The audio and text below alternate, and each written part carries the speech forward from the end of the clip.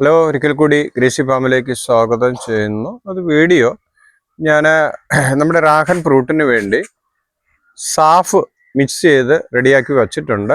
ഏകദേശം ഒരു 20 ml പൊടിയിൽ 20 ml പൊടിയാണ്, 8 ലിറ്ററാണ്.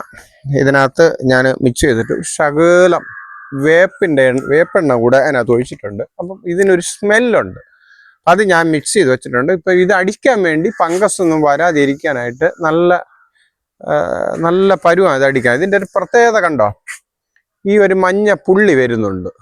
പക്ഷെ ഇതൊരു നമ്മളൊരു 3-4 പ്രാവശ്യം അടിച്ച് ക്ലിയർ ചെയ്ത് വിടുമ്പോഴേ അതങ്ങ് മാറിക്കൊള്ളും.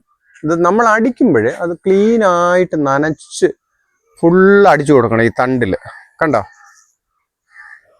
ഇപ്പം നല്ല പരുവാണ്. നമ്മൾ ആഴ്ചയിൽ ഒരു ദിവസം എങ്കിലും നമ്മൾ ഇവനെ ചെയ്ത് കൊടുത്താൽ നമുക്ക് അടുത്ത മാർച്ചൊക്കെ ആകുമ്പോൾ ഇത് പൂവിടേണ്ടതല്ലേ. അപ്പം അതിന് മുമ്പുള്ള ആ തയ്യാറെടുപ്പ് ഇങ്ങനെ ചെയ്താൽ നന്നായിരിക്കും. നിങ്ങൾ ആദ്യമായിട്ടാണ് ഈ വീഡിയോ കാണുന്നതെങ്കിൽ ലൈക്കും ഷെയറും സബ്സ്ക്രൈബും ചെയ്യണം.